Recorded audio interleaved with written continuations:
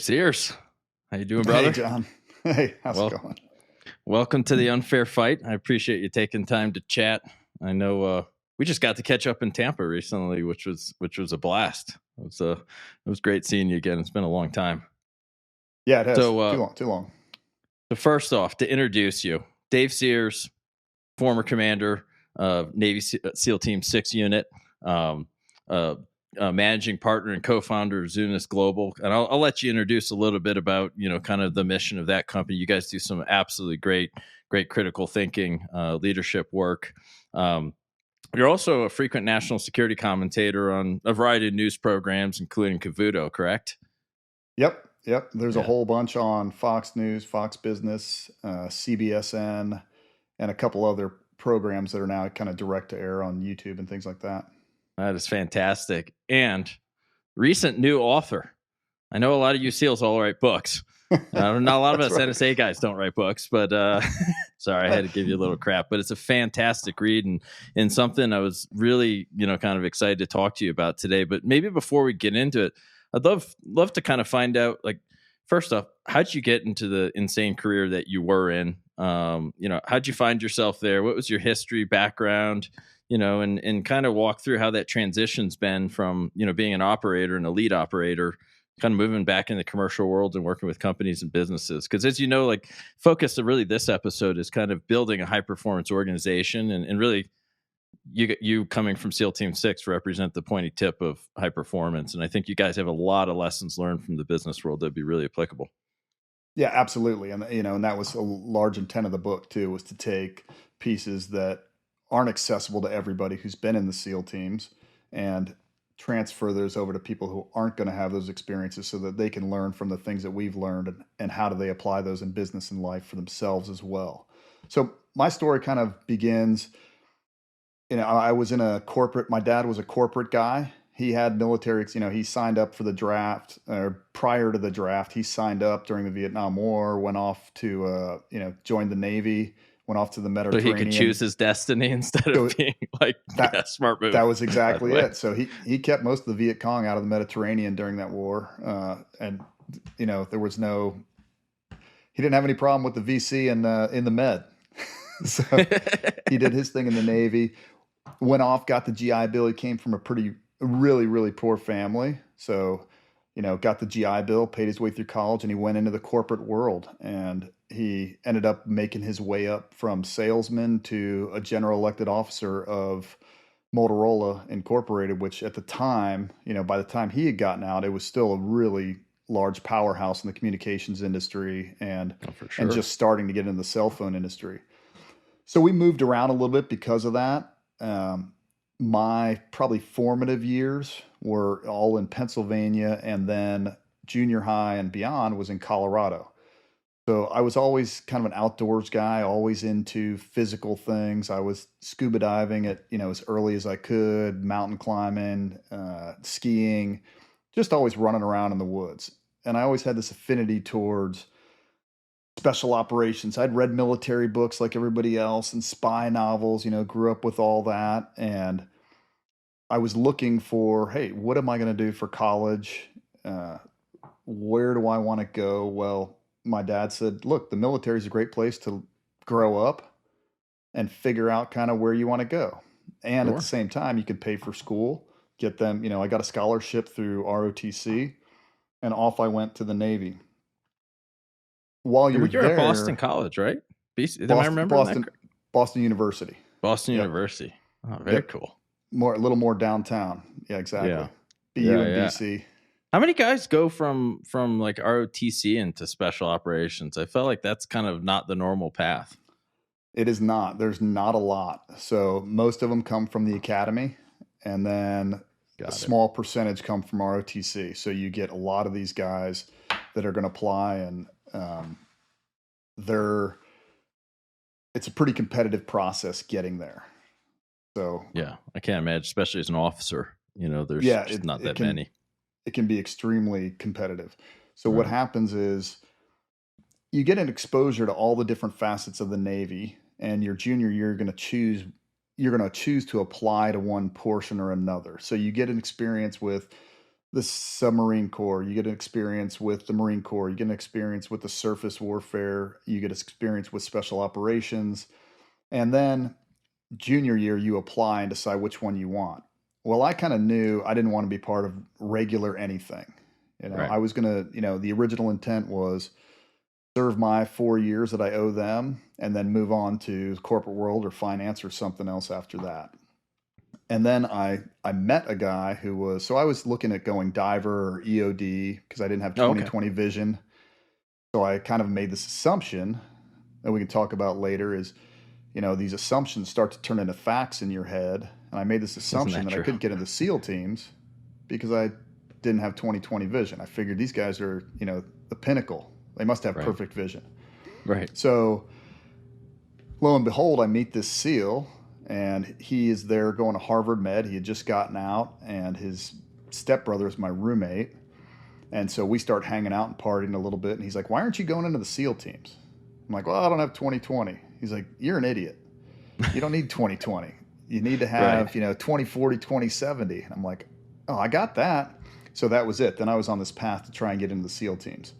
And, there's an application process, but there's also there's hard work, but there's also some, opportunities you have to take advantage of. And it was meeting him and his connections that helped me then kind of get accepted and get in without a doubt. He played a key role in that. I can't say whether I would have gotten in without him or not, but I think my chances went way up by having him on my side and kind of having a reference. Yeah, exactly. A reference, and he knows the guy who's assigning people, so he's able to call and vouch and say he has personal knowledge. So that certainly helped. Then, 5 days after I graduated and was commissioned, I'm in drove across country. I'm in California starting what they call basic underwater demolition SEAL school. And that's your initial 6-month training period to weed you out and see if you are going to make it and go to a SEAL team. And things have structured a little bit differently now, but it's sort of all the same themes and ideas. And that's BUDS, right? That's BUDS. Yep, that's what we refer to as BUDS. At the time, so did you have to do a lot of physical prep prior to showing up there? I would think so. Yes, seems pretty brutal. Absolutely. You do a ton of physical prep. So I was running a lot, and you're mostly doing some weightlifting and things like that, but mostly body weight stuff. So you want to make sure your push-ups and your pull-ups, sit-ups, and those basics, and then swimming. I swam competitively till about 10th grade. That's good. And then kind of stopped. So I had a good foundation for swimming. And know how to control your breath and not freak out underwater. That's got to be a big one. Yeah, it's huge. You have to be comfortable in the water. And I'd gone to the beach a lot and been near the ocean and, lakes and all that. So I was very comfortable in the water all the time. I was scuba diving already at 15 or something. So you end up going there, and then that's they had an initial 2-month pre-phase that they used to have. They don't really have that anymore. And then you class up. And that starts the 6-month period. And it's divided into 3 phases. First phase is strength and conditioning, then combat diving, and then land warfare. Each is about 2 months or so long. And I think we started, the numbers I'll get wrong, but we were somewhere around 160, maybe 170 that started up. In your class? In my class, yep. Right. And I think that what originally made it through was, of us originals who started, probably 25 or so of us made it through.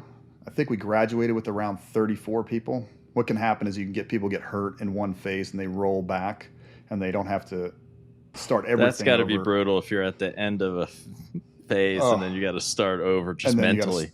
Yeah, it is really brutal on guys. So they have...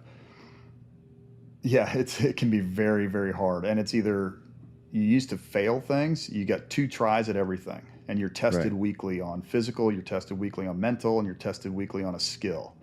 And you used to get 2 chances at everything. You get 1 chance, if you fail, you get 1 more. If not, you either roll back or you're kicked out. And then you have people who quit as well. So you have performance drops and people who quit. So I think we graduated with a total of maybe 33, 34, something like that. Completely. So it's about, and those attrition rates have maintained. They're right around 10 to They're still the 20%. same. They're still the same. They've tried all sorts of things to get people through, to help them out, to try and do. They really want to graduate larger numbers, Right. but they don't want to lower those standards. And so everything they've tried more. Hey, it's our fault, on the instructor's part. We're not teaching you well enough. We'll try and adapt to that. Right. We won't kick you out after 2 failures. It's a failure on our part teaching. It hasn't changed the numbers, and it's crazy. It's pretty wild. They put a lot of science and research into it. And so, Dave, you're talking about buds, and a lot of I think some of the folks that walked into buds that were really not used to losing, right? And I think one of the thing kind of corollaries, but a pathetic corollary example I can say is most of my I think employees don't really know this, but I have our threat operations center do hyper crafted high end spear phishing. I actually want my employees to fail. That's the whole point.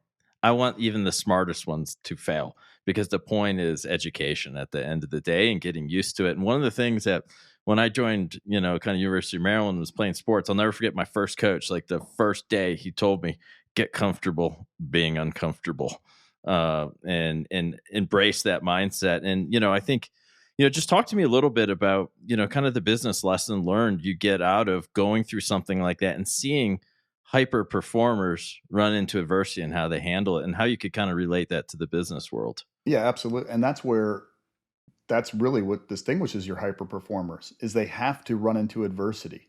We can Right. learn somewhat from success, but we can take away some wrong lessons. From failure, you can really begin to learn, and it's how you implement those and kind of get up. So if you're in the business world and you're failing at something, if your sales is running low, if you're missing revenue targets, or you find your retention is bad, of employee. I mean, this is a huge one these days, and especially Right. when we kind of talk complexity, is this talent competition that's going on. And if you find yourself continually not retaining people, or quick fires, or you're missing people, okay, what are you failing at? And Right. some will get frustrated with that and say, what? They will never ask, what am I doing wrong? They may just revert and sit there and keep doing more of the same thing, because they might have had success with that in the past.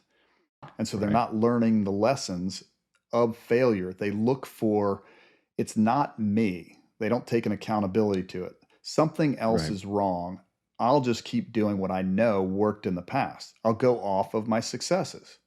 And so you would find that same exact thing occur there. They're like, no, I'm a rock star. I am Right. physically fit. There's no way, the system's just not set up for me. Or then they start to Right. make these internal excuses. And when you start seeing sort of internal excuses and no self accountability, like, ooh, maybe I screwed this up. Maybe things have changed and I need to change the way I'm doing things. I can't just continue on the same, avenue, or I will Right. get the same results. And when people come to Yeah. that self-realization, then they can adapt, then they can learn, and then they can grow and become true kind of hyper performers.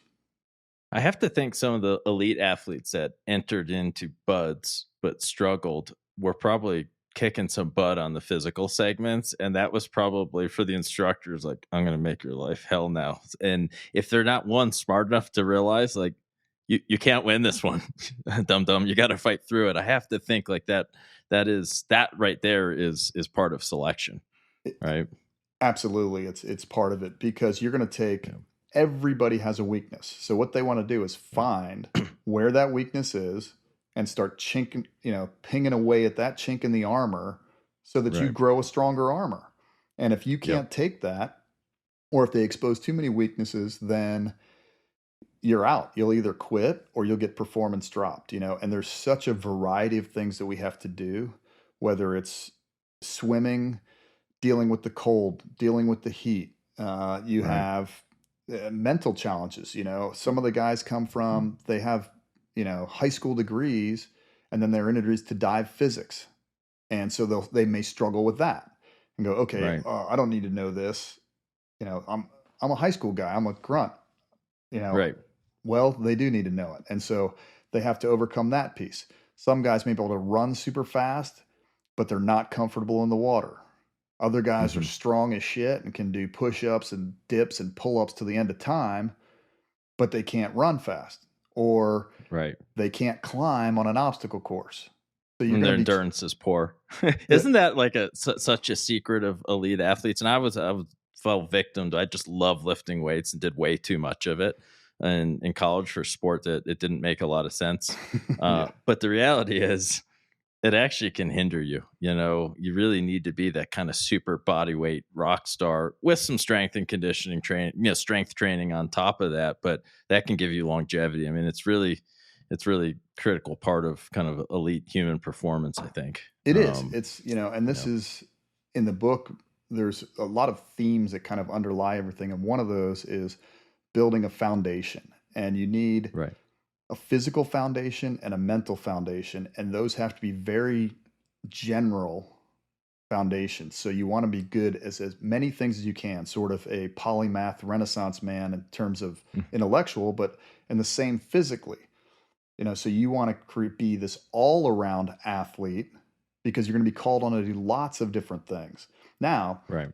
if you end up in a specific scenario, now that you have a foundation, so for example, when we do high speed boat stuff later in my career, well, then you're going to Right. really kind of focus on a lot of deadlift, squats, trap exercises to shore up your core and your legs to be able to take the impacts and your You don't neck crumble under the G load. so you don't crumble under the That's got G to be load crazy. and your Yeah. necks, because you're wearing these helmets with night vision antlers at kind of this 5 pound weight that dangles off the end that's going to just tweak your neck. So you're doing lots of shrugs and really trying to shore up those specific body parts, but also paying attention to still that foundation and making sure you have that. So you may kind of ramp up in certain areas, and it's the same in the corporate world, right? If Oh yeah. you need a good foundation across the board to be a CEO. If Right. you come from being, say, a CFO, and a lot of CFOs or COOs, generally that's where they fleet up from and become the CEO. Right. Well, if they're very specific and deep in that CFO and they go to that next jobs of the CEO, then all they see the world through is this with the muscles that they've developed are balance sheet, For and sure. numbers. But that's no longer what your game is. And if you don't have that good general foundation of the people skills of understanding the business is more than just numbers. Yeah. Under every one of those numbers in your balance sheet and across your P&L, what doesn't show is there's a person or a team associated with every one of those numbers. And so you have to be a good generalist, an expert generalist, enough knowledge, but not super deep where you're focused in one area. And you'll develop different muscles. So as you move to CEO, you got to develop more of the leadership muscle and sit there and go, okay, I'm going to develop this and team building and strategy and vision for the future. I can let some of my accounting muscles atrophy. I'm, Right. I have those and I keep that foundation, but that's not the primary thing that I'm working on anymore. I need to work on Nah, something else. that's fantastic advice. I just came off. We primarily serve managed IT service providers, right, in our business, and I just did a webinar this morning, and a lot of it was actually mastering the fundamentals. The business physics, as one of my board members calls it, which is really modeling out your whole kind of financial underpinnings and all of your assumptions, and then you have to keep, we call it a sim, and then you have to keep feeding real world back into it. And you're spot on. I mean, I think without a perfect, I think this is sometimes why elite athletes at the absolute top, and frankly in the military, when they come out and have to transition, if they were so myopically focused on being world class at one thing, they struggle with the foundation to be adaptable later on. And I think one of the lessons learned for any kind of business operator, owners, or founders out there is, first off, the best product only wins 50% of the time, right? Yep. So there's so much more that goes into it, and really focusing on those fundamentals that go to market and building out your marketing, your value prop. What problems are you really solving? I mean, that is one thing that I found really, I didn't know that, to be candid, when I started my company or my second one. And get that, I didn't know that when I founded my second one. Yeah. Right. So it just shows you how easy it is to do. And I know you helped us out a lot in the early days, but, kind of switching gears I want to get into your book because, I read this thing long ago. Right. And it was an absolute page turner. I read it. Dave, I don't read books. Really. I mean, I'm a voracious reader, but of everything, internet news, current events, intel stuff, cyber stuff. But I was struck.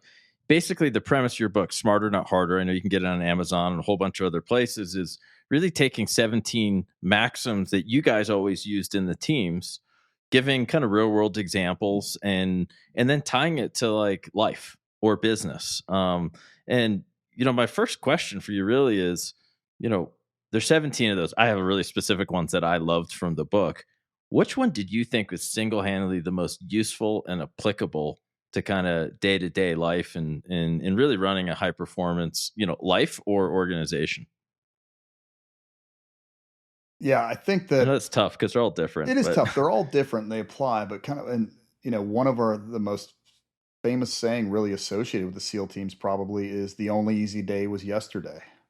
Right. And a lot of these maxims have overlapping themes. So you want to hit things from different angles because people are going to digest it differently and they're going to have an appreciation of it differently. So you're trying to give multiple perspectives of some of the same sort of ideas throughout. But the only easy day was yesterday really talks to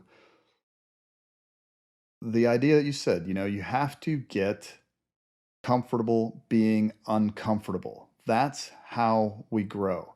And we grow moving forward. If you're not, I think I quote in there actually is Lou Holtz. He said in one of his speeches, he was giving a commencement speech. I forget which university it was for, but it was, if you're not growing, you're not dying. Or if you're not growing, you're dying, right?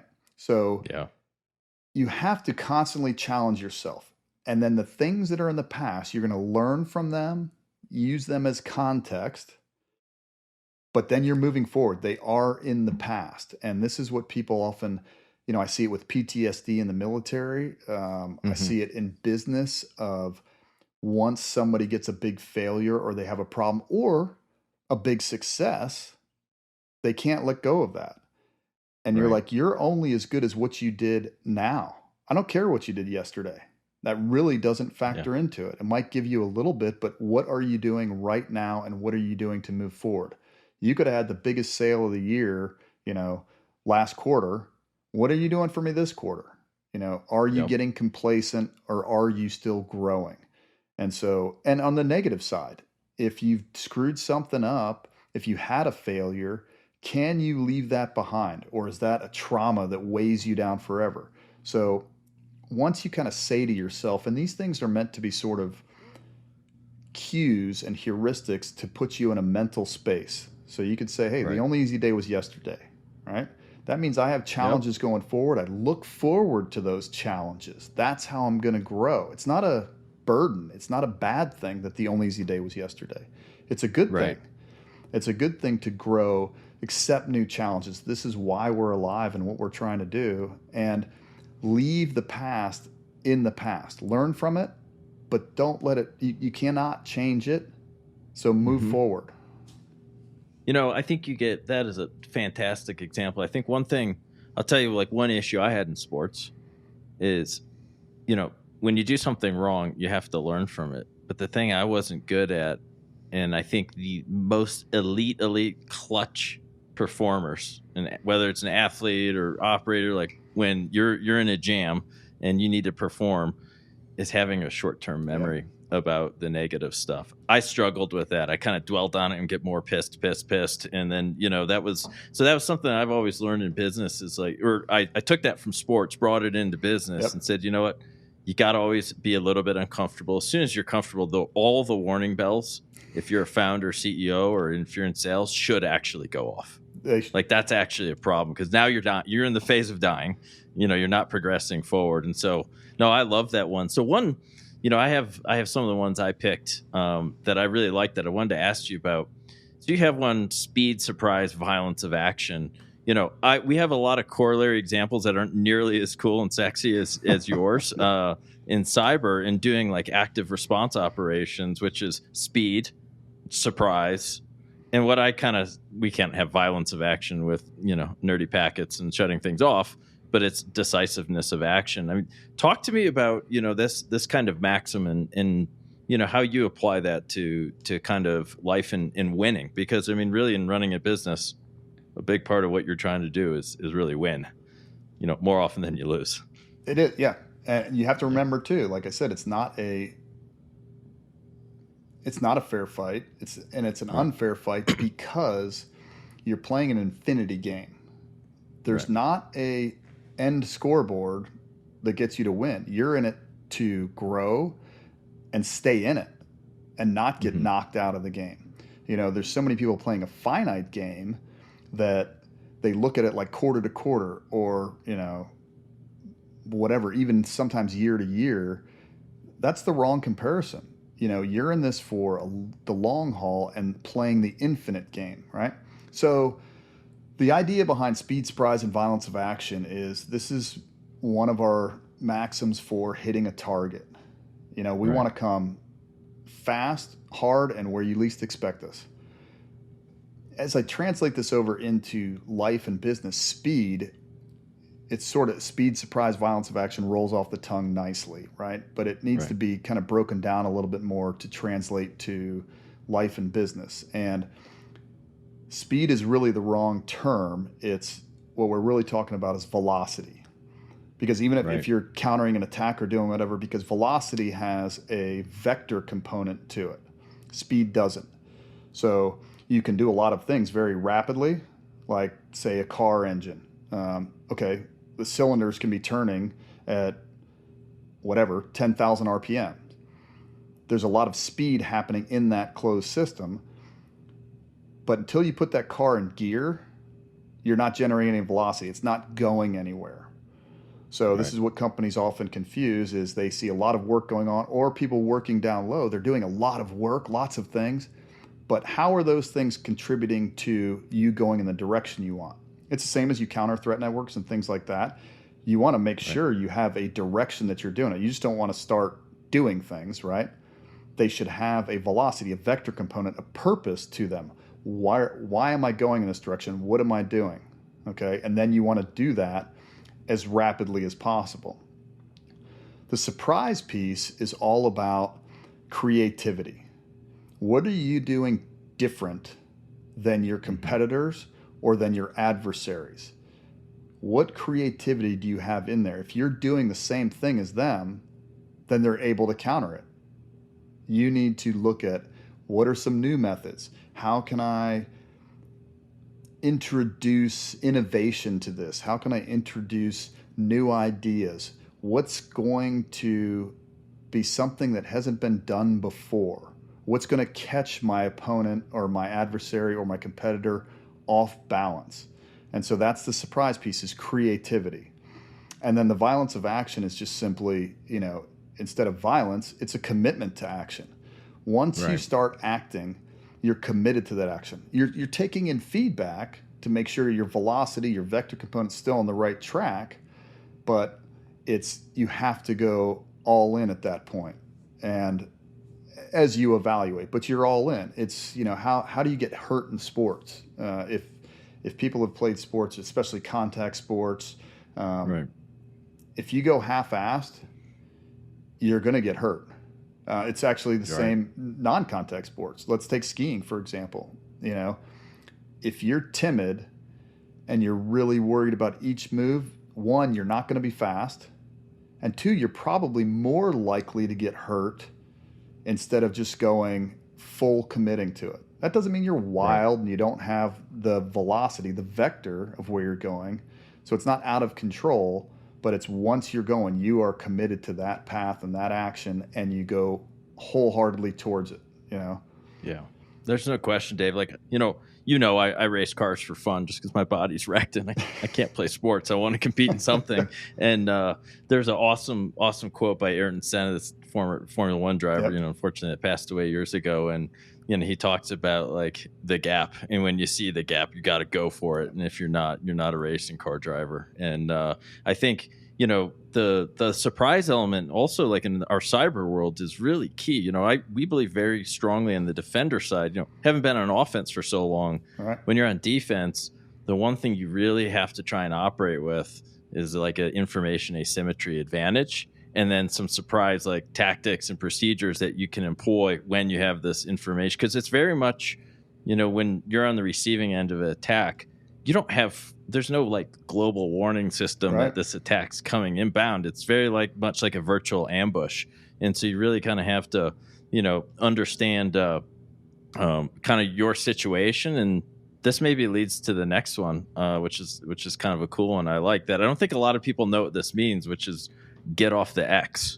Yeah. Talk to us, educate us, give us maybe a real world mission that you did where this was like put to use. Yeah. So actually, we've had a couple of different examples, but the X is the kill zone. It's the ambush spot that you either want to set up, either you want to put myself in a position to catch the bad guys on an X. So I want them in a funnel.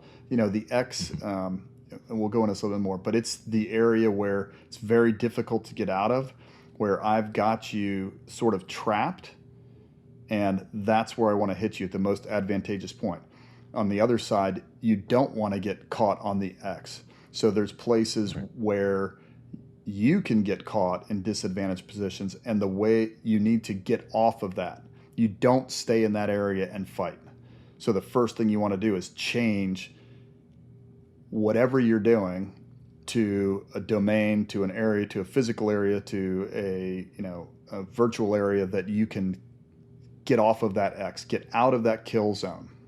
In the real world, it's like the valleys in Afghanistan are unbelievable. It can just be rock walls that go up 300-400 feet, and you're going down there are roads, but it's mostly riverbeds or a road beside it. It can be very narrow. And so you're going through these all the time. Well, that whole thing is an X. It just sucks. The hair is always up on the back of your neck, and you're just kind of sitting there like, when I could get hit at any moment, and I basically cannot get up these hills, these steep cliff walls. How am I going to fight? What do I do? Well, what you don't want to do, and we've been hitting these, and we've had problems with it. We had one that was really bad where we got hit in that. You can't even see the guys shooting at you. They're leaning over the edge of a cliff, and they're just raining down, bullets. Right. The first vehicle in this convoy was not one of our guys, and had screwed up, and he stopped his vehicle. And the Afghanis get out, and they try to get to high ground. And we try to tell them, no, we got to get off of this X. You got to stay in the vehicle, fight for the vehicle, and we're going to fly through this, and we're just going to gun it and get through this as fast as we can to get off that X. Then we can turn the position to where we want. We need to get out of that immediate chaotic state so that we can start to reevaluate. And instead of just reacting, we can start to respond to the situation. But we got to get off of that first. We have to change where we are, our domain, our thought process, whatever it may be. In this case, a physical place. We want to get down the valley farther because they're up there. They don't have vehicles. They can't really run with you. So just get off of that immediate kill zone. It's very famous. So, you tell people, you see these active shooter sort of scenarios in the real world or a school shooting or something like that. Well, I'll tell you that the prescription they're giving now is a good one. They tell you run, hide, fight. Okay. Well, when you run or when you do something, the X in a lot of these scenarios is don't run towards the bad guys. And doorways are an X. So they are a fatal funnel in the doorway. All bad guys are looking at that doorway. Don't stand in a doorway. If you have to move through a doorway, get through it quickly and off of that. Get off of that X. That's the funnel. So in business, you can get trapped and you can create your own X a lot of times. Something that you get this target fixation on, and This can happen with, sometimes it happens with just plain old business strategies or business plans. People will back plan and they'll put a dot out here of where they want to go. And then they draw this line back and they set all these actions and, milestones that they're going to hit along the way. And inevitably something comes along and blows them off of that, right? Mm-hmm. Instead of sort of being like Google Maps and rerouting, they spend an inordinate amount of time and money getting back to that line. That's the X that they've created. And so they're going to try to get back to this line. No, this was our plan. We got to return to the plan. No, the plan's gone. So not willing to improvise, adapt, and kind of overcome. And that's really, really key when you're in a stressful situation. A lot of what you described sounds really similar to either conducting surveillance or detecting surveillance, right? Where, there's an X, and sometimes you want to lead them into it so you can evade them. And other times you need to get the heck out of it and spend as little time as possible there. Yeah, exactly. Makes a lot of sense. Yeah. Where do you take people, in the cyber world? What do? You want to put them in this box, right? Mm-hmm. And you want to get them to this virtual environment, this box where that's an X, where you can sit there and observe them. They don't know they're observed, and now you've got them contained. That's an X. Yep. You're setting it up. What's the X that they're setting up that you're stuck on? It may be, it depends what you're doing, but there's a lot of X's out there that we've set up our structures. So there still exists, I think, in business and security in general, is there's a communications disconnect because of a cultural disconnect between cyber and physical.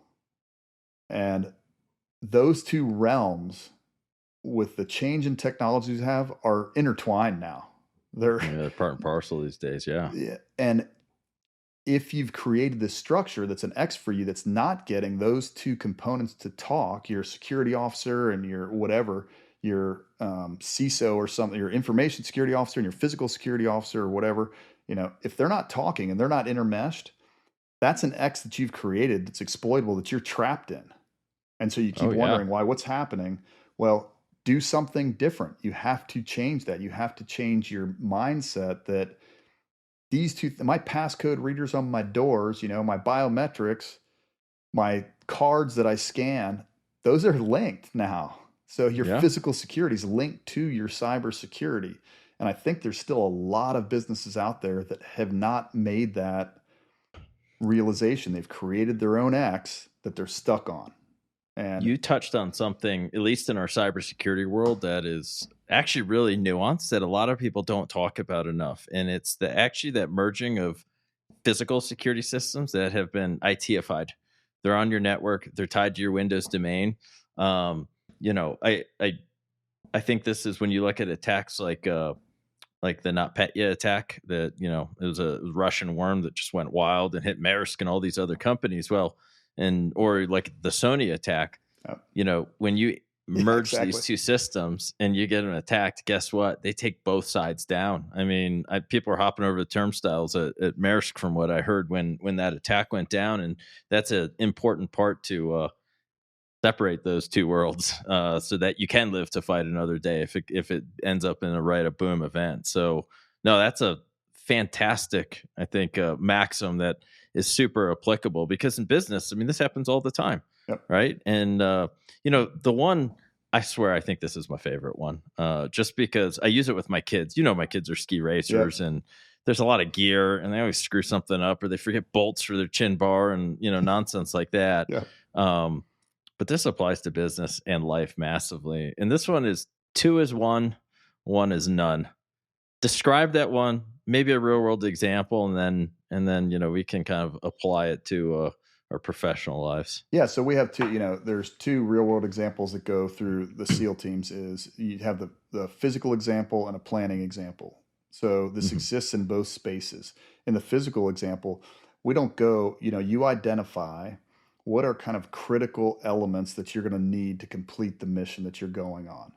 And you try to build in some redundancy to those, because if they fail, your mission could be over. So you don't want single points of failure. And you're going to have to take some risk in some areas. You can't just duplicate everything, right? Right. So we don't bring 1 radio on a mission. We bring 2. If one fails, you have an extra. You know, I can't bring 2 rifles. I'm not going to do that, right? But I do have a sidearm. So I bring a pistol and a rifle. So that now I have this other thing that I compare. It's a little more compact. It's my secondary. It's not as good as my primary, but it's my secondary. But it still suffices to do the job that I need it to do to some extent, right? Parachuting. There's something called a reserve. So you have your main parachute, which hopefully opens. And then you have this other thing called the reserve, which is meant to be, it's not as good as the primary, but it's packed better by a professional who's certified. I mean, I packed my main, and who knows what kind of state I was in all the time. You know, you're always like, oh, I'm tired. I'm up all night, whatever. I was out at the bar. I didn't realize you guys packed those. I always figured you had no, we pack our parachute specialists. No, we pack all our mains, but you need a certified rigger. They're called riggers, guys who are certified to do packing, to pack your reserve. And that one gets actually signed off and checked off, has to be inspected and repacked every, over a certain period of time, 3 or 6 months or something like that. So because you want that one to open. Ultimately, you're going to die if that thing doesn't open. You'd have a problem. And most of your problems are, parachuting, 90% of them or more are all your fault. They're either body position when you opened or how you packed it. So you kind of go back to that and you go, all right. And you can get complacent because you also do know you're like, I got a reserve. We'll go with that. Well, it hasn't happened in a long time. I'll go with that. Yeah. And you generally get, everybody's going to get, if you've jumped long enough, you're going to get a malfunction where you have to chop away that main parachute and trust your life to that reserve.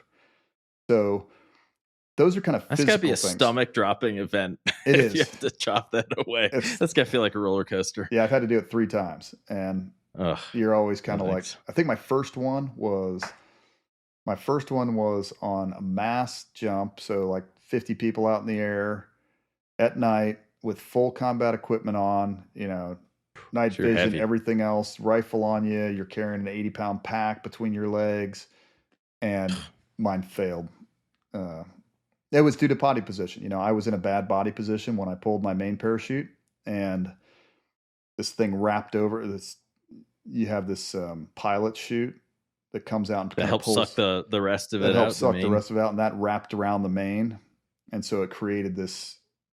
It's called a Mae West after the old actress because it looks like 2, big bosoms.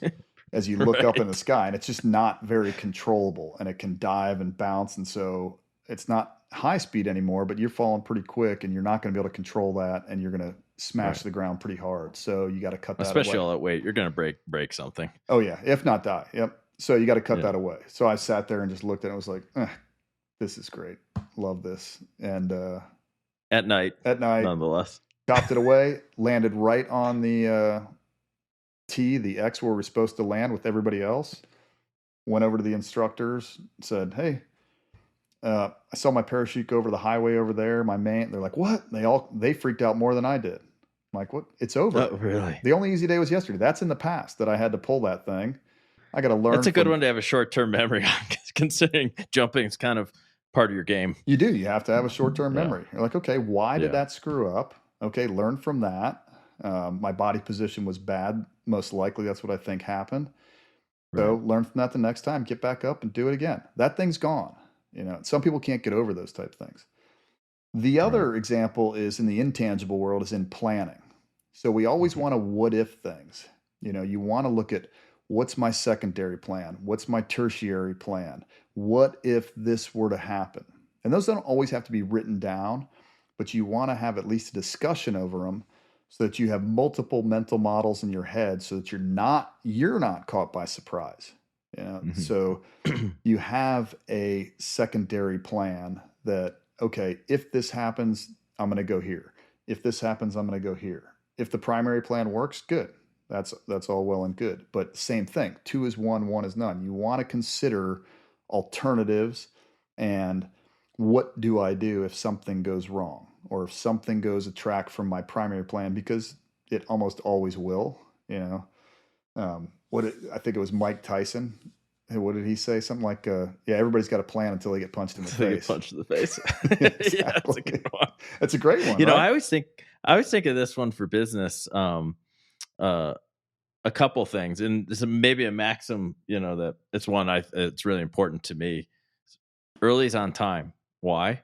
Because if you're setting up for a demo, a virtual meeting, and let's be honest, shit goes wrong from time to time. So by being early, that's almost like buying you a little backup plan, if you have to improvise. The other thing is when you go to do a demo, and let's say it's a live demo, we all know live demos. I mean, who knows? Someone from engineering happens to operate out of band, and of course we'll do an upgrade right in the middle of something you're doing, to having a backup with like a pre-recorded demo. That's something I always did, just from a sales standpoint. And so I love this. Two is one is none. Yeah. I think it's absolutely key. And we talked about this concept of kind of getting comfortable being uncomfortable. The only easy day is yesterday.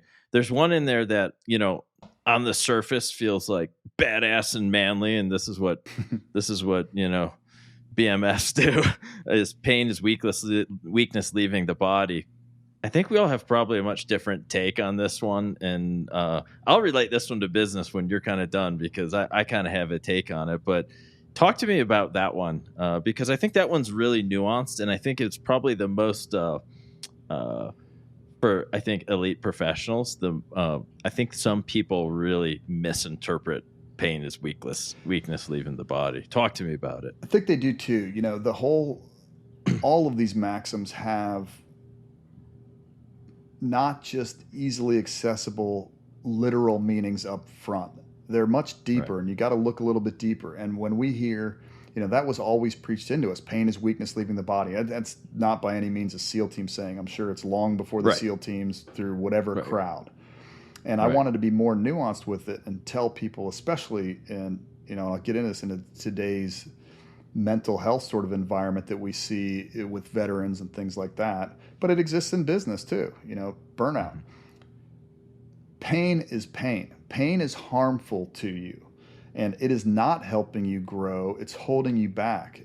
I give the example in the book of, if you have all these warning lights going off in a cockpit of an aircraft and you just ignore them and you go, you know what? That's just whatever. Not worried about it. Moving on. Moving on. You're going to crash. Right. And that's the pain piece. And discomfort is different than that. Discomfort right. is helping you grow. It's stressors that are good for you and helping you grow.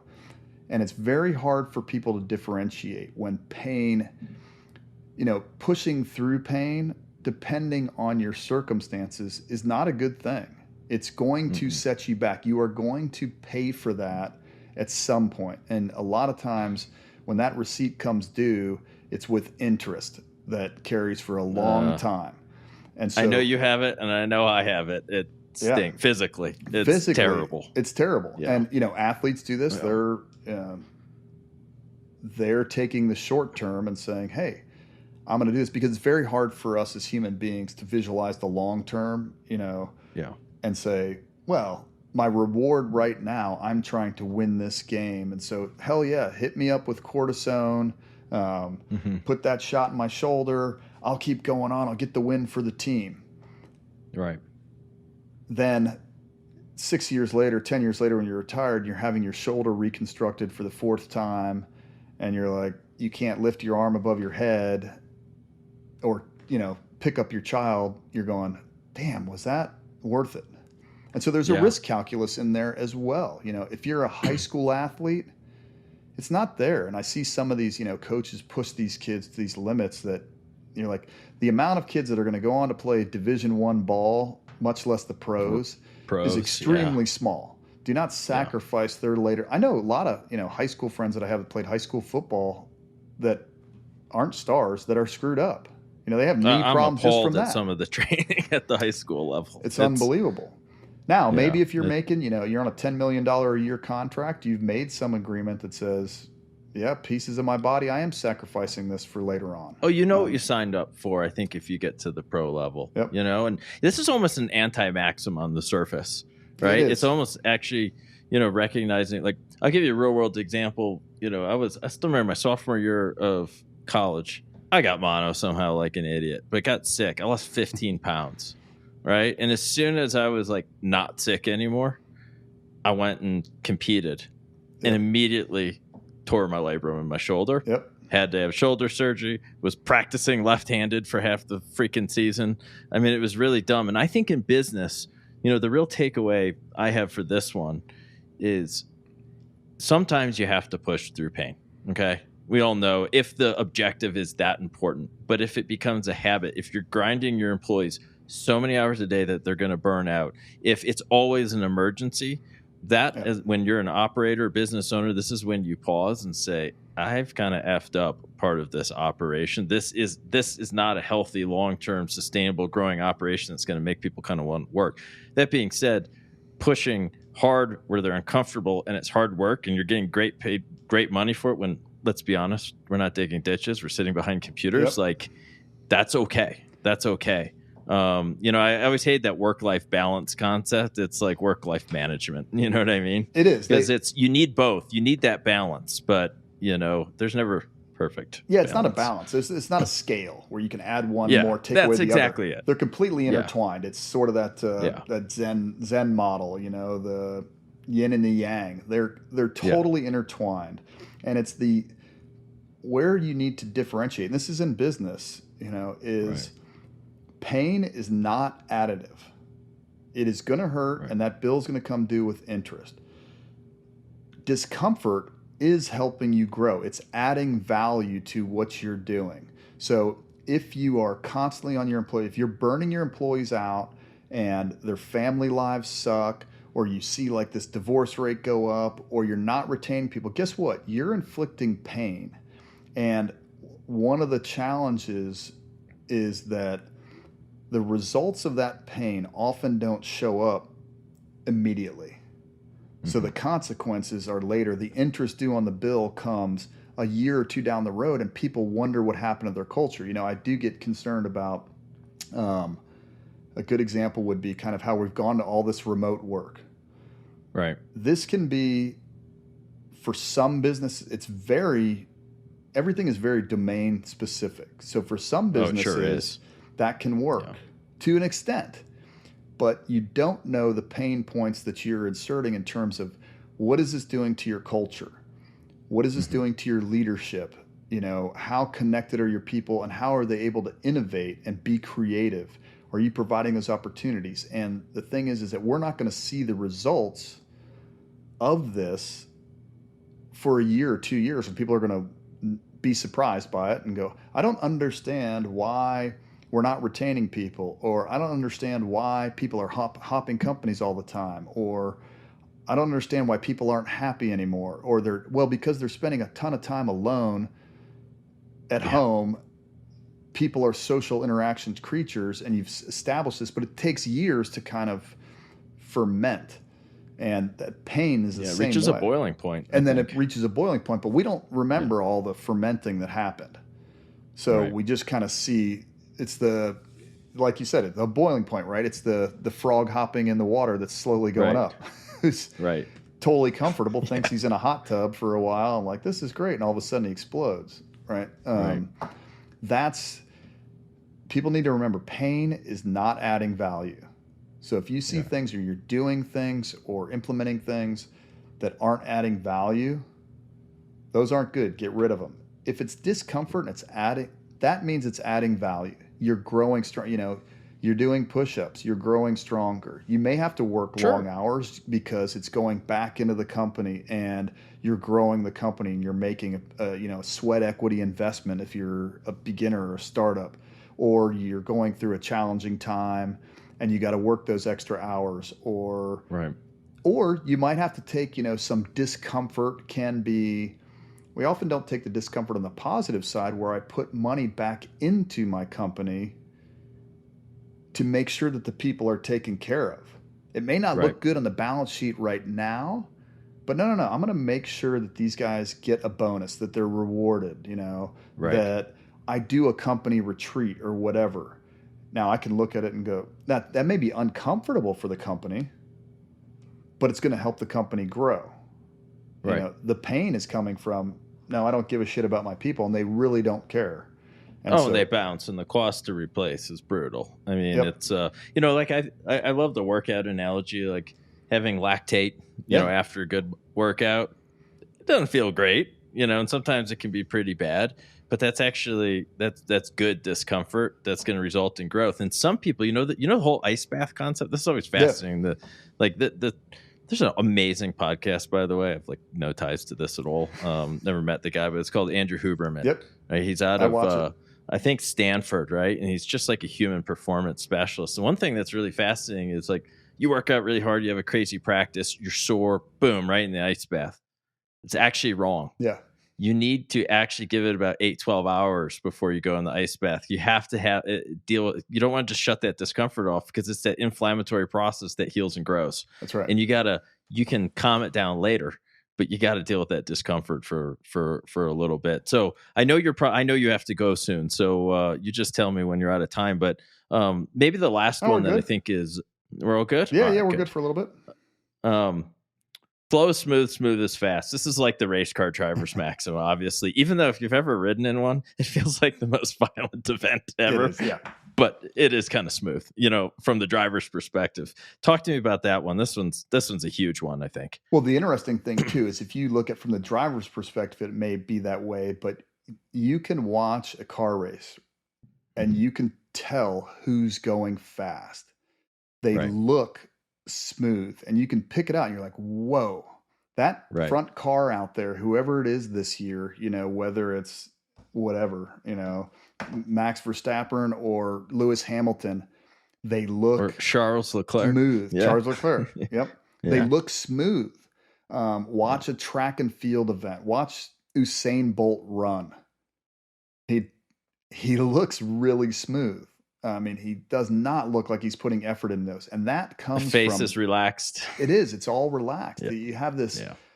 the smooth is fast is that it boils down to knowing your fundamentals and having those basics really down and going through each step of them and moving deliberately, not reacting, but responding and moving deliberately and having a good mastery of those fundamentals and then building on that.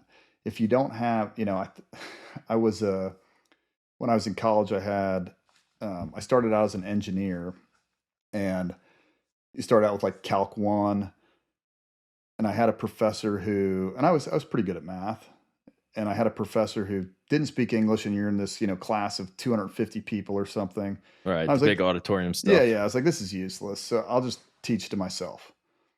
So I taught it to myself, and I passed the test, and, I got A's on the test. So I was good to go. And then I went on to Calc 2, and same sort of thing. It was a big auditorium and all. And I'm like, you know what? I'm not even going to come to class. I did it last time. Success taught me some great lessons. Mm-hmm. And I'll teach it myself. Well, then I got B's. I'm like, I'm good. Then I went on to multivariate calculus. I started to get a little bit behind. And Right. I'm like, whoa, what's happening here? And I had to do a bunch of extra work and try and figure stuff out. And I went in for some tutoring, and I started to catch up, but I really realized, like, whoa, my foundation was not solid. I did not build this thing. And a lot of these concepts built on that. So now I was running and didn't have the foundation of the basics. Then I went on to differential equations, and it was a complete disaster. I was like, what is happening anymore? Because I didn't have those foundations. So when you think about, everything can be boiled down to some fundamentals. And when you find yourself lost or in a chaotic event, return to some of those basic fundamentals, think about them deliberately, and respond to situations. Don't react, instinctively without thinking. Think through it, move through each sort of, it's not step, but each phase of layering on top of your fundamentals. So go back. I mean, there's basic concepts in driving a race car. There's really basic concepts to it. For sure. But then there's a whole bunch of other things that can be added on that. But if you don't understand the basic concepts of where the apex is in a turn, of the concepts of friction and how your tires work and where they grab, right? the Hard to concept. steer and brake at the same time. Yeah, you probably don't want to. I'm teaching my daughter to drive now. I'm like, look, Yeah. you cannot brake in a turn. This doesn't Right. work especially in an SUV. There's only so Right. much friction available to your tires, and Right. the weight. So some of these things are very basics to driving. We used it in shooting all the time. Learning how to draw your pistol, bring it up properly, aim. There's a whole bunch of steps that are kind of in there.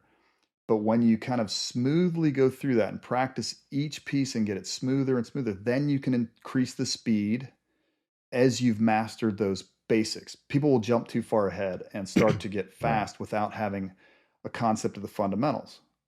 So, and you constantly revisit those fundamentals. You see elite athletes do it, you see elite performers do it, and you should see it in business. I mean, I think a classic one, kind of when you look from an investment point of view, and people have different opinions about him or not, but Right.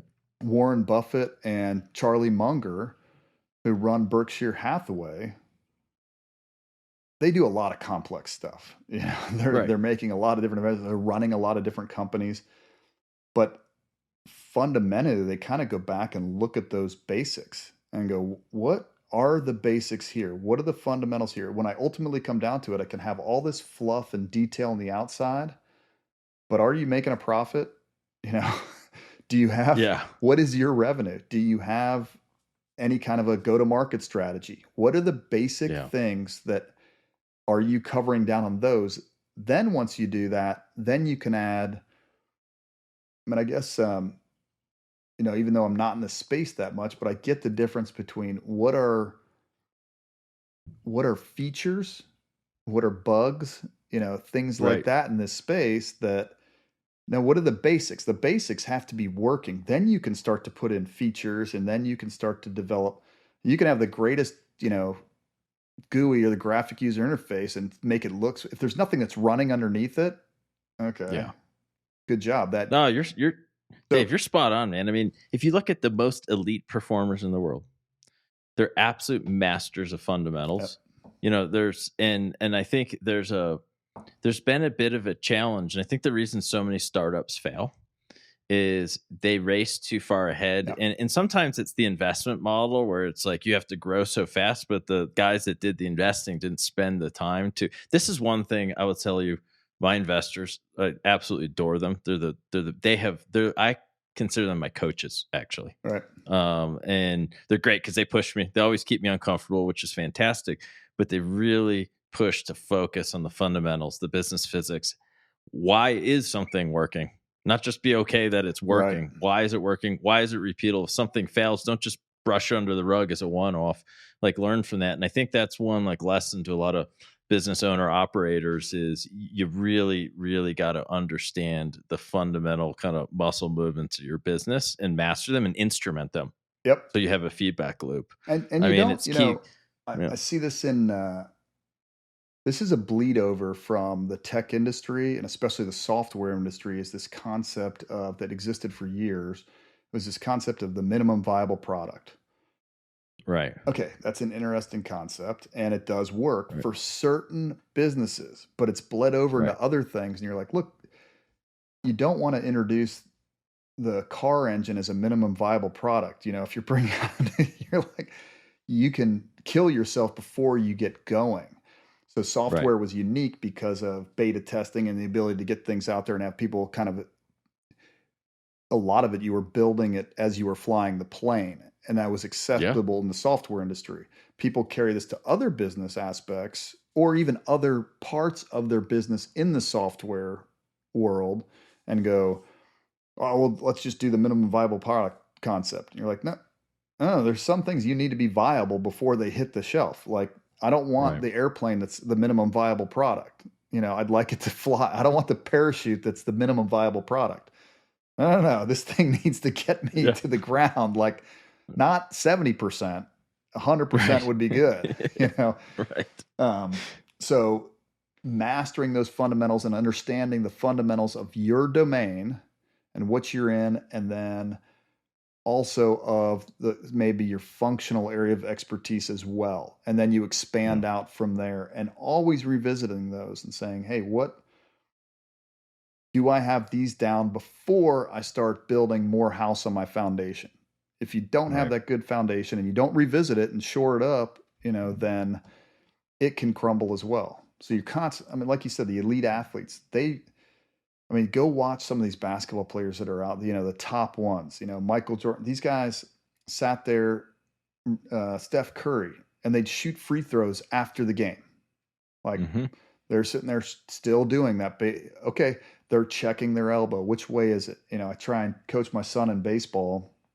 I coach his team, and you see a lot of these younger kids watch these elite athletes and pros have all these different, batting setups on how they hit the ball. And so they start copy to imitate the idiosyncrasies, not the fundamental movement. And I'm like, that's what they do. Look, if you pause this, they're all in the same exact position when that ball's released from the pitcher's hand.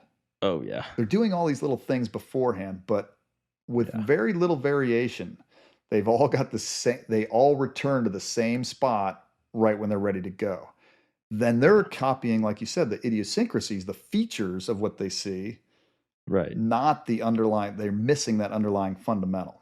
And well, we have this issue in the cyber. Obviously, I mean, for those that are in the cybersecurity field, we have a massive talent issue, massive. And I'm going to throw the universities under the bus. They are reason number one, because what they're doing. You go through these courses for the most part. I'm sure there's some good ones out there. I just haven't seen it yet. And they're teaching buttonology. Load the software, deploy this, get this call back from an implant, operate the software. When the reality is, if you want to be a great hacker, you want to be a great programmer, you want to be a great cyber defender, it should actually be more like a trade or a residency with a doctor, where you're starting as an apprentice. That means you're starting as an IT guy, okay? You need to know networking, domain design, everything before you can even think about having a freaking clue what you're doing on the cybersecurity side. And I think that's a perfect, it's this maxim here is kind of a perfect analogy for fundamentals. I think, for this kind of segment of the podcast where we're talking elite performance, not sexy. My wife is in love with tennis. I can't really play it anymore, right? And she loves playing so much because it's tough as an adult, and you skip past the hitting shopping carts of tennis balls. Unfortunately, it's not. It's kind of a grind to get good at this stuff. The reward is actually the competition. Right. That's not like the main training. And you'd have to train a bit to learn how to handle mentally more than anything. That's what I was the worst at, to be honest. So anyway, no, I really appreciate switching gears. Again, for those, let's see in the camera, smarter, not harder. It's an awesome freaking read. I love it. I love it to death. It's super applicable because sometimes these books that come out are just like, that's a heavy read. This one's instantly useful. So like switching gears to current events. Sure. I think the one thing a lot of folks, well, I don't know how many folks know this, but I think you guys in operators and the teams and the other, special operations discipline have a love-hate relationship with intelligence, only because when us idiots are wrong. But I know you're voracious readers and consumers. This Russia-Ukraine thing's obviously a complete freaking mess. They're clearly, at least verbally, with the U.S. and West escalating a lot on the ground and going after civilians. How do you see this thing playing out? What are some maybe lessons learned from all these fundamentals on businesses and protecting themselves from kind of, cyber attacks and things like that? More at a high level, obviously not nerding out here on. Yeah, no, I think, really at the high level, sort of what the book is all about is I would encourage people first to critically think. Not just follow lemmings off the cliff. There's so much information out there and propaganda and coming from Russia, coming from the U.S., coming from the EU. It would be a mistake to think that not everybody is using propaganda or information to further their own ends. So you have to be a critically active thinker to kind of get through some of this. And it's don't ever fall into the trap of what's black, that things are black and white. They're not. Right. There are 1,000 shades of gray in between. And so when you start looking at this, how could it come out? Why did it start? How can we prevent it? What should we do in the future? All those critical thinking aspects need to come into play. Right. My personal sort of opinion is this was an intelligence failure on the part of Russia and the part of the US and the part of the EU. Right. Russia, I don't think thought Ukraine would fight back. I think they, got an assessment that said that, Yeah. hey, we'll just walk right in here. And I think the US overestimated and the EU overestimated Russia's, capabilities, or hadn't refreshed their own intelligence on that. And they also, I think, missed some of the earlier warning signs that were out there of, hey, are we pushing the bounds too much? NATO goes from 14 countries to 30 countries, and you think that your adversary is going to say, no, this doesn't seem like a threat. Right. I feel good about this.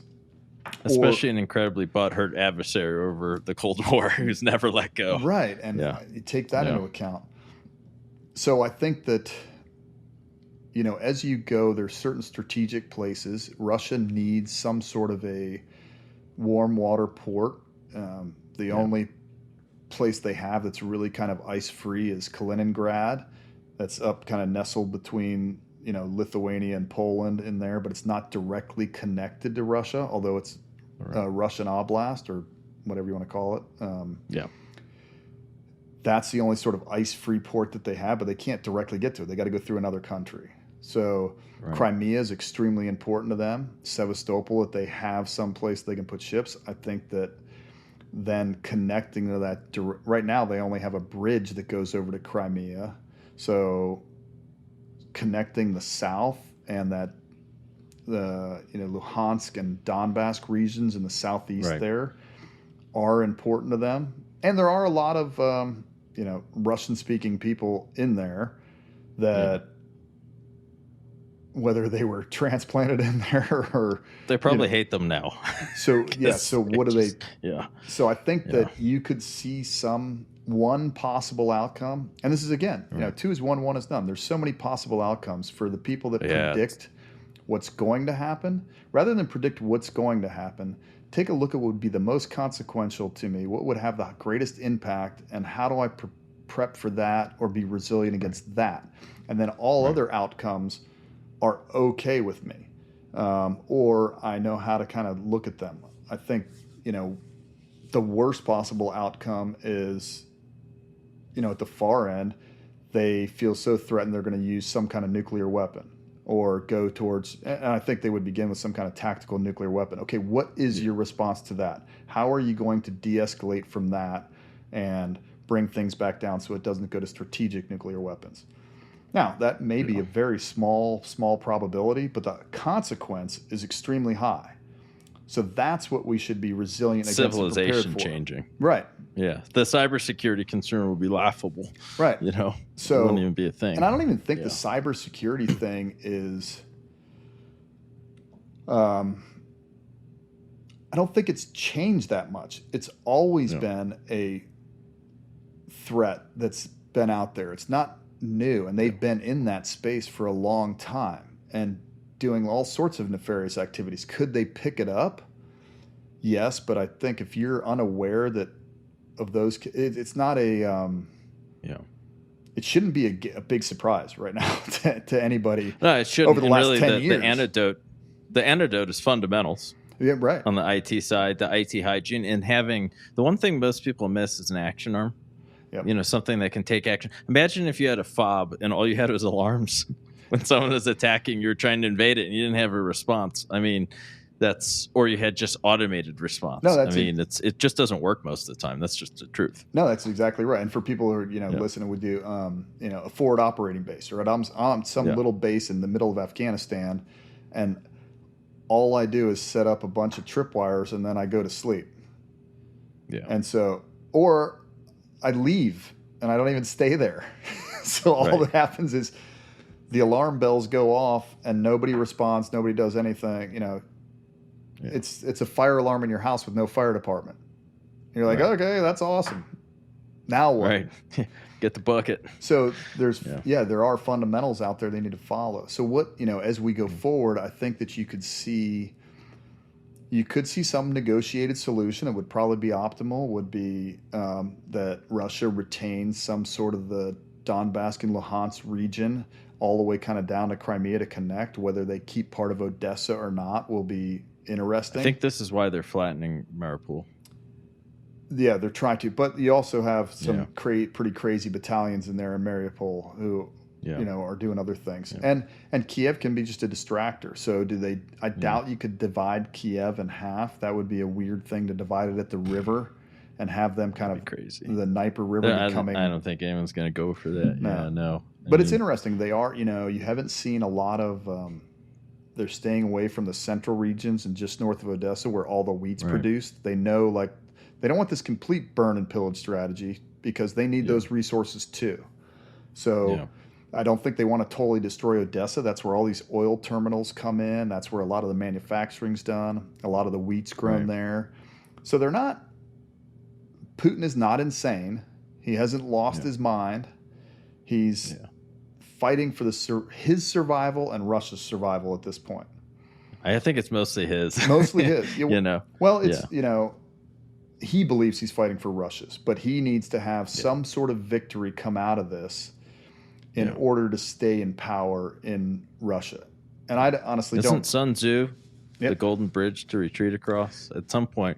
That's my concern here is I haven't seen a de-escalation path. Yeah. And, I'm concerned about Belarus entering in, attacking supply lines. That will get real in the West, because you can't really pull forces that are, fighting tooth and nail for these other strategic city locations. And I think that's where it'll get interesting.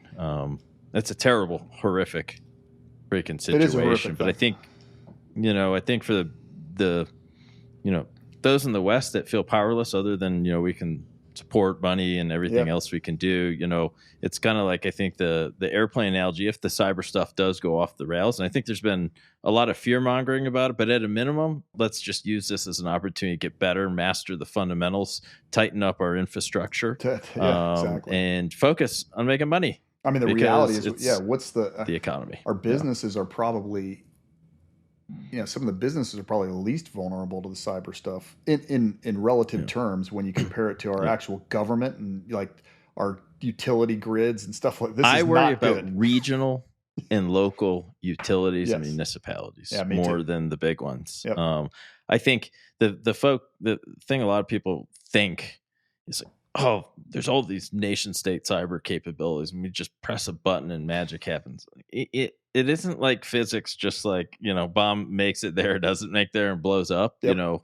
It's a lot harder. It many times takes years of preparation or one mistake. And there's a constant pressure has to be on. So you really have to operate on that sort of footing, to defend your infrastructure. But you do. And I would love to see the U.S. government and I'm going to just say the education system writ large treat cybersecurity as a trade that has building blocks. They're not doing it. They're trying to go from here to the end state. They're buttonologists. Something crazy? We run 24/7 operation. Now, I violate this rule sometimes when someone's great, and it's usually because they did it on their own time. I do not hire people with cybersecurity degrees. Imagine that in a cybersecurity company. Yeah, because you want. One of the things actually we do at SEAL Team 6 is you get everybody from the SEAL teams. That's who you're recruiting for. So that's coming from other SEAL teams and they're coming to you. You start from the very basics and the beginnings and you build them back up and teach them the fundamentals that you want them to have and understand, because a lot of people come with bad habits or different habits. And I want to make you a cohesive team so that you're all operating on the same page. And that sounds like that's what you're doing. You're like, okay, come in here. Do you have the right attitude? Do you have the right mentality for this? Now I can teach you like a trade how to do this stuff. And are you curious? That's a huge one. If you're not curious, you're almost dead to exactly. us. And that's one of the problems, like you said, with the schooling thing is Um, and I'll sort of, I don't want to totally, because there's a lot of good ones out there. I won't totally bash the MBA programs, but I did have a CEO Right. tell me once, I'd explored right when I had retired. Okay, what direction am I going to go? Maybe I'll go get an Yeah. MBA for lack of direction. And he asked me, Right. he's like, what do you want to do? Screw up a company?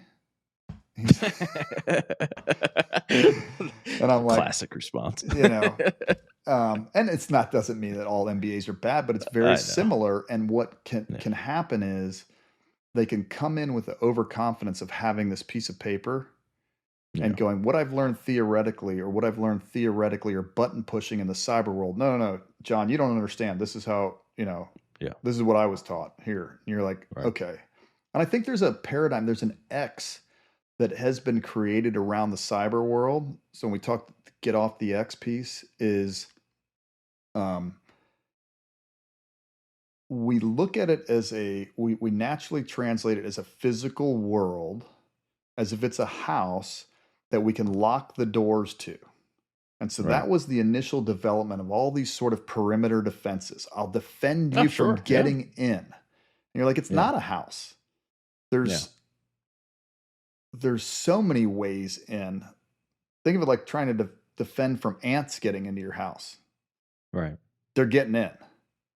So Right. maybe your defenses should not all be focused on just locking the doors, because you can't lock the doors. So how do you find them? How do you discourage them if they get in the house? Because they're going to get in.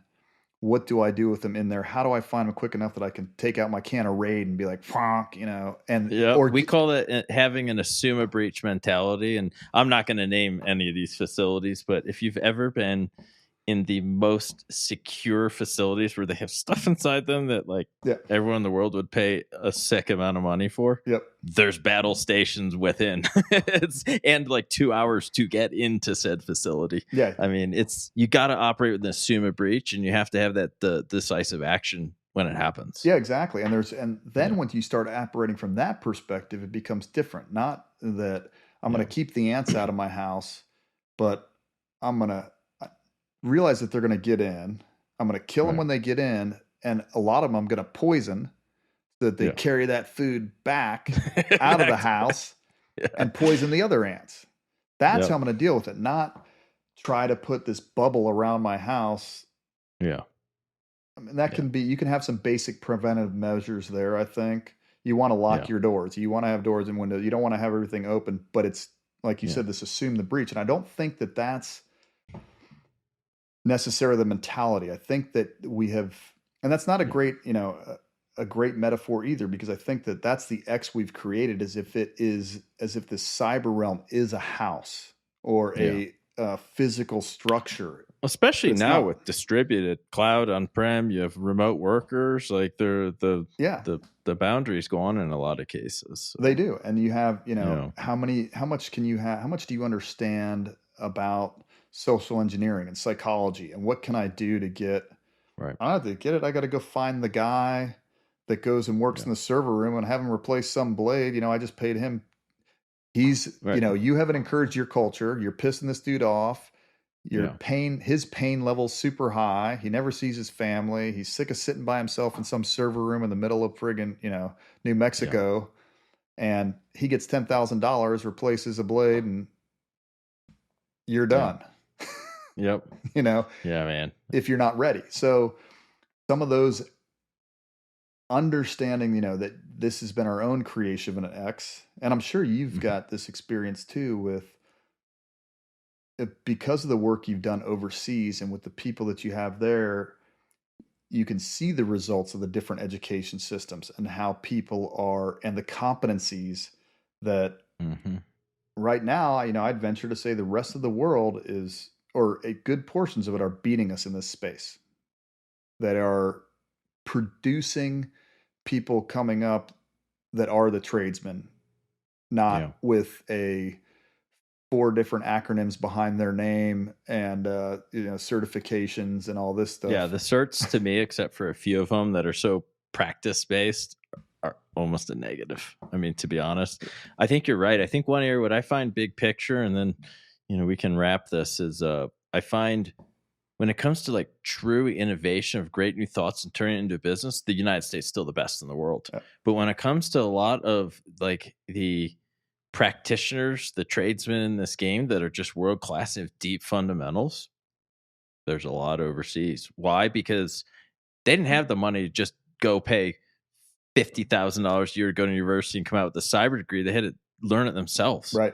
Honestly, they were on YouTube. They're testing. They're hacking the box. You know, it's hands-on skills matter at the end of the day, and more than anything. And that's called fundamentals and practiced fundamentals. And so, Dave, with that, brother, I appreciate taking the time to chat. Yeah, absolutely. Killer book. Love it. Maybe someday I'll get a book, but I hate writing, man. I'm just not sure I could do it. Maybe someday I'll make an Audible one for you, so you don't have to read it again. There you go. I was listening to that about Facebook when I drive across the country, moving back and forth. I don't think I could read that. It has to be this thick. It is like the largest. Exactly. It's brilliant. It's amazing. The lessons learned are incredible, but holy crap, it's monstrous. That's an Audible all day long. Yeah, exactly. Right? So, I love it. The cliff all right, notes man. one. Well, that was absolutely fantastic. Thank you so much for joining, and we'll do this again. Yeah, my pleasure. Look forward to it.